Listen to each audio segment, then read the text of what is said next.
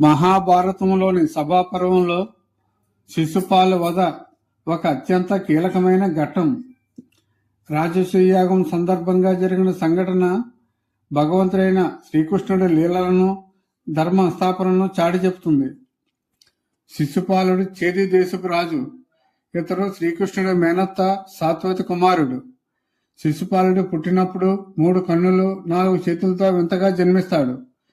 ఎవరి ఒడిలోకి వెళ్ళినప్పుడు అతడి అదనపు అవయవాలు తొలగిపోతాయో వారి చేతిలోనే శిశుపాలుడికి మరణం సంభవిస్తుందని ఆకాశవాణి చెబుతుంది. కృష్ణుడు శిశుపాలుడి ఎత్తుకోగానే ఆ వింత రూపం పోయి సాధారణ రూపం వస్తుంది.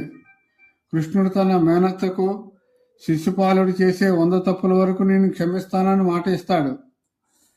ధర్మరాజు రాజసూయాగం చేస్తున్నప్పుడు సభలో ఉన్న అందరికంటే గొప్పవాడైన వ్యక్తికి అగ్రపూజ మొదటి మర్యాద చేయాలని నిర్ణయిస్తారు.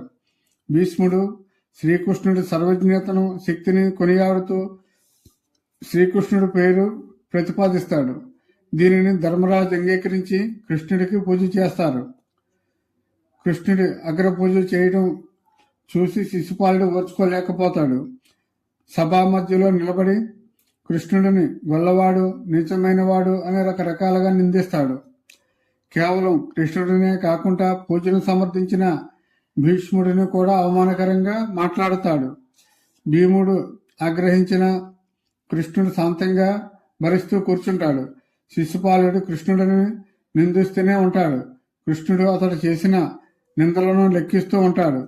సభలోని వారు అందరూ ఆశ్చర్యపోతుండగా శిశుపాలుడు 100 తప్పులు పూర్తి చేస్తాడు. 101వసారి దూషించగానే కృష్ణుడు తన మేనత్తకు ఇచ్చిన మాట ముగిసిందని ప్రకటిస్తాడు. శిశుపాలుడు తన అహంకారంతో కృష్ణుడిని ఎదిరించడానికి ప్రయత్నించగా శ్రీకృష్ణుడు తన సుదర్శన చక్రాన్ని ప్రయోగిస్తాడు. ఆ చక్రం వేగంగా వెళ్లి శిశుపాలుడి శిరస్సును ఖండిస్తుంది. అతనిలోని దివ్యజ్యోతి బయటికి వచ్చి శ్రీకృష్ణుడిలో లీనమవుతుంది. శిశుపాలుడు శాపగ్రస్తుడైన జయ విజయులలో ఒకడు కాబట్టి అతడికి మోక్షం లభిస్తుంది. దేవుడు ఎన్ని తప్పులు చేసినా క్షమిస్తాడు గాని అహంకారం హద్దులు దాటినప్పుడు శిక్ష తప్పదు అంటాడు. సభలో అందరూ ఆగ్రహించిన కృష్ణుడు తన మాట కోసం 100 తప్పులు అయ్యే వరకు వేచి చూడటం కృష్ణుడి స్థితప్రజ్ఞతకు నిదర్శనం.